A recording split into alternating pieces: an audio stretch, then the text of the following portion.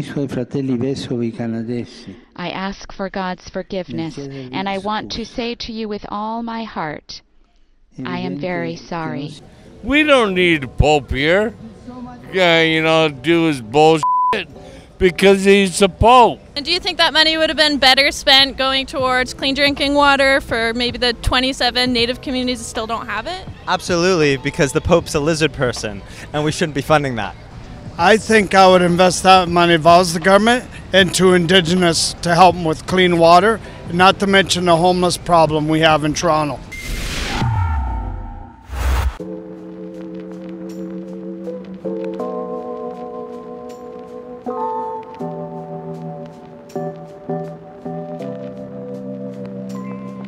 Sarah Stock from Rebel News here. I'm in Dundas Square in Toronto, Ontario.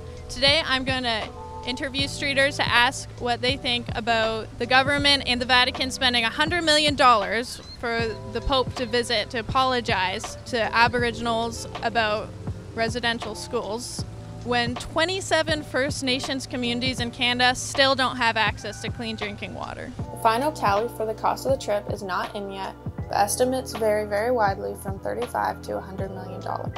This includes money from the Catholic Church, donors, and government spending. So did you know that the Pope's visit to Canada to apologize for residential schools cost Canadian taxpayers in the Vatican $100 million? I actually think I knew that. You did know that? Yeah. So do you think that money would have been better spent going towards clean drinking water for the 27 Native communities that still don't have it? That is such a difficult question to answer. I believe that everybody should have clean drinking water, and I think it's an absolute travesty that they don't in 27 communities in Ontario. I had no idea. Do you think that money would have been better spent on perhaps providing clean drinking water to the 27 Native communities that still don't have it? No idea. You don't know? Yes, I did.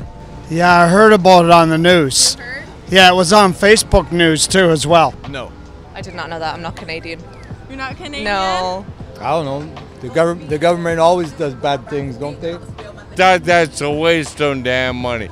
You know how many damn people that were poor could have used that money? A lot. We don't need a Pope here. Yeah, do his bullshit because he's the Pope. And do you think that money would have been better spent going towards clean drinking water for maybe the 27 Native communities that still don't have it? Absolutely, because the Pope's a lizard person, and we shouldn't be funding that.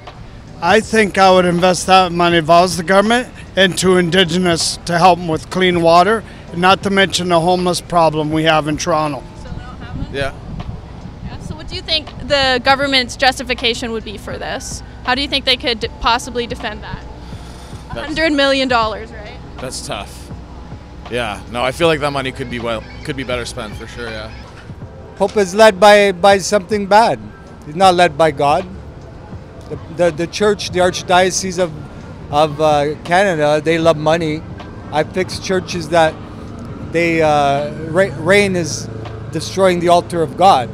So rather than fixing it, they want to keep the money in their pockets and let the church deteriorate rather than fix it. So they're all in bed together. The church has failed. The Pope and the government, or what? Pope, the government, yeah.